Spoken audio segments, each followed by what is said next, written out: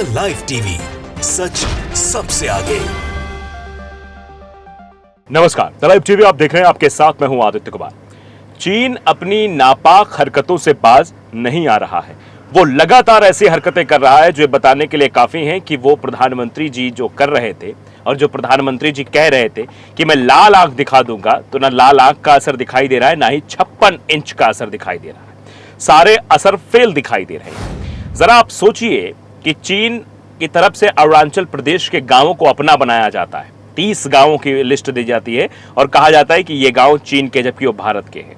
चीन किस तरीके से हर जगह घुसने की कोशिश करता है, एलएसी पर उसने कैसा तनाव पैदा कर दिया है, ये आप भली बात ही देख रहे हैं। लेकिन उसके बाद भी लाल आंख नहीं दिखाई दे रही है, उसके बाद भी 56 इंच का असर नहीं दिखाई दे रहा है।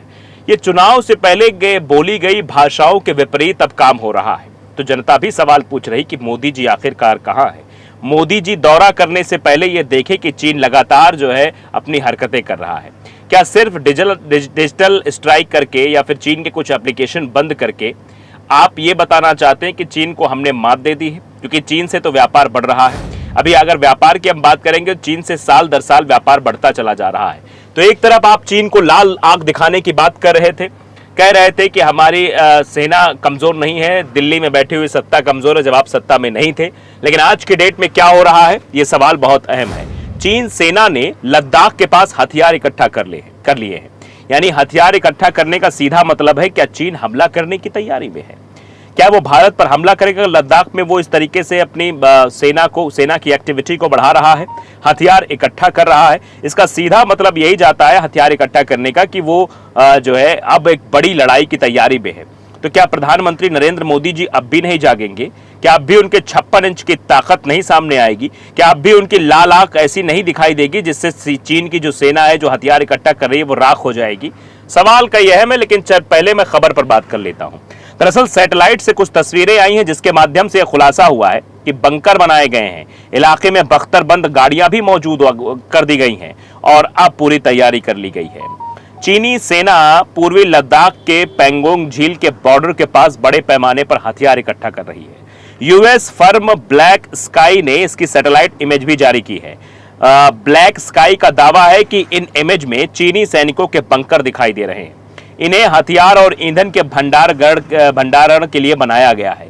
ये बंकर 2021 से 22 के दौरान बनाए गए हैं। इनमें ईंधन और हथियारों को छिपाया गया है। इस जगह पर बख्तरबंद गाड़ियां भी देखी गई हैं। हिंदुस्तान टाइम्स की रिपोर्ट के मुताबिक पेंगोंग झील के पास सिरजैप में चीनी सैनिकों का बेस है। यहां चीनी सैनिकों का मुख्यालय भी है। इस जगह पर जो चीजें दिखाई दी है वो भारत अपना दावा करता है। जिस जगह पर ये चीनी सेना दिखाई दे रहे हैं, इनके बंकर्स दिखाई दे रहे हैं, इनके बख्तरबंद दिखाई दे रहे हैं, वहां पर जो है वो भारत का हिस्सा है। इस जगह पर भारत हमेशा से अपना दावा करता रहा है। ये जगह एलएसी से सिर्फ 5 किलोमीटर की दूरी पर है।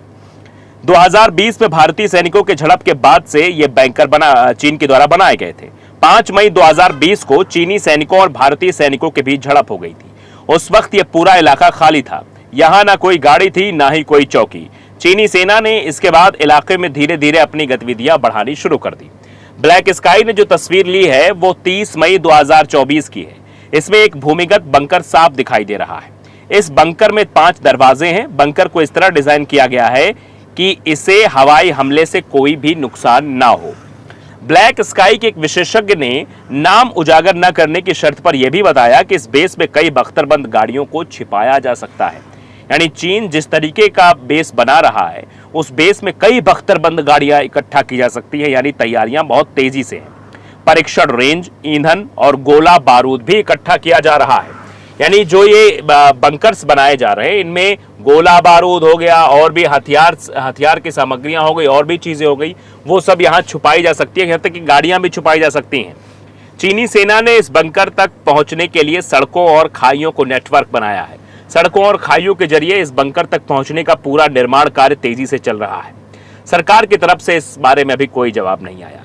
यह बेस गलवान घाटी से 120 किलोमीटर दक्षिण पूर्व में है, जहां जून 2020 में भारतीय और चीनी सैनिकों के बीच झड़प हुई थी। इस दौरान 20 भारतीय सैनिकों की जान भी चली गई थी। लेकिन अब भी किसी तरीके का रिएक्शन सामने नहीं आया। पूर्वी लद्दाख में नए खुलासे पर अब तक भारत सरकार की तरफ से कोई भी जवाब नहीं आया। जो खुलासा हुआ है इसको लेकर अभी तक कोई भी जवाब सामने नहीं आया है। इसको लेकर चीजें हो रही हैं। एक पूर्व भारतीय सेना के अधिकारी ने नाम ना जाहिर करने की शर्त पर बताया कि आज के समय में उपग्रहों या हवाई निगरानी प्लेटफार्मों का उपयोग करके सब कुछ सटीक रूप से पता लगाया जा सकता है। यानी ब्लैक स्काई की तरफ से जो बातें कही गई हैं वो बिल्कुल सत्य साबित होती हैं। बेहतर सुरक्षा व्यवस्था बनाए जाने के लिए सुरंग बनाना ही एकमात्र उपाय है। यानी जो बेहतर सुरक्षा की जा रही है वो सुरंग बनाना एकमात्र उपाय, यानी सुरंग बना रहा है। इस साल मई में चीन ने उत्तर पूर्वी राज्य सिक्किम के समीप तिब्बत में शिगात्से एयरबेस पर आधुनिक J-20 स्टेल्थ लड़ाकू विमानों को तैनात किया था। 27 मई को जारी सैटेलाइट तस्वीरों में इसका खुलासा हुआ। यह इलाका भारत के पूर्वी क्षेत्र के वास्तविक नियंत्रण रेखा यानी कि LAC line of actual control से 150 किलोमीटर दूर है। अब देखिए ये अल सोर्स एनालिसिस की तरफ से ये कुछ तस्वीरें जारी की गई थी कि analysis of imaginary collected over science air base in China so the development of 6 likely J-20 stealth fighter aircraft near the Indian border. यानी इंडियन बॉर्डर के पास ये सैटेलाइट के द्वारा तस्वीरें दिखाई गई जिसमें J-20 इनका जो स्टेल्थ है फाइटर एयरक्राफ्ट है वो दिखाई दिया था। तब जियो स्पेशल इंटेलिजेंस सोर्सेस पर नजर रखने वाली ऑल सोर्स एनालिसिस ने इन लड़ाकू विमानों की तैनाती के बारे में बड़ा खुलासा किया था। इसमें एयरबेस पर 6 चीनी J-20 स्टेल्थ लड़ाकू विमानों को एक लाइन से खड़े भी देखा जा सकता है। अब ये शिगात्से बेस क्या है? चीन ने उत्तर पूर्वी राज्य सिक्किम के समीप स्थित तिब्बत में शिगात्से एयरबेस पर आधुनिक J-20 स्टेल्थ लड़ाकू विमानों को तैनात किया है। 27 मई को जारी सैटेलाइट तस्वीरों का इसका खुलासा होता है। 27 मई को ये सामने आती है बात। ये इलाका भारत के पूर्वी क्षेत्र में वास्तविक नियंत्रण रेखा यानी कि LAC line of actual control से केवल 150 किलोमीटर दूर है। अब आप समझिए कहानी दरअसल क्या है। दरअसल बार बार चीन की हिमाकत है और आप जानते हैं जो सैटेलाइट के द्वारा जो तस्वीरें ली गई है और जिस सैटेलाइट के द्वारा ये जानकारी प्राप्त हुई है कि चीन लगातार अपनी नापाक हरकतों को अंजाम दे रहा है। वो ये कोशिश कर रहा है कैसे भी भारत को भड़काया जाए। वो हथियार इकट्ठा कर रहा है, वो बंकर्स बना रहा है और बंकर्स बनाने का सीधा मतलब ये है कि वहां पर वो सैनिकों को इकट्ठा करेगा, वहां हथियारों को इकट्ठा करेगा और इतना बड़ा बंकर है कि जिसमें कई बख्तरबंद हथियार और कई बख्तरबंद उनके गाड़ियां जो है वो वहां पर मौजूद रहे ताकि जब भी कभी जरूरत पड़े तुरंत अटैक के मोड में आ जाए। तो ये सवाल बहुत बड़ा है कि आखिरकार भारत सरकार की तरफ से इस पर कोई रिएक्शन क्यों नहीं आया। क्या मोदी जी की ताकत कमजोर हो गई? क्या मोदी जी जो चुनाव के पहले यानी कि 2014 के पहले जो बातें मोदी जी द्वारा की जा रही थी, जो मोदी जी महिमा मंडन कर रहे थे कि देखिए लाल आग दिखा देंगे, 56 इंच का सीना है, देश में बैठी जो है देश की सेना नहीं बल्कि जो केंद्र में बैठी सत्ता है वो कमजोर है, तो क्या मोदी जी पर सवाल नहीं खड़े होने चाहिए? क्या मोदी जी से सवाल नहीं पूछा जाना चाहिए कि मोदी जी बताइए कि आप तो कह रहे थे कि हम हर तरीके से जो है चीन को सबक सिखाने के लिए तैयार है, लेकिन चीन तो मान ही नहीं रहा है। चीन तो आपका सबक लेने को तैयार ही नहीं है और अगर चीन तैयार नहीं तो फिर आप समझ सकते हैं कि स्थितियां कितनी नाजुक होती हुई दिखाई दे रही हैं। लाइव टीवी को अगर आपने सब्सक्राइब नहीं किया जरूर करिए, बेल आइकन दबाइए ताकि सच खबर आप तक पहुंचती रहे। नमस्कार। द लाइव टीवी, सच सबसे आगे।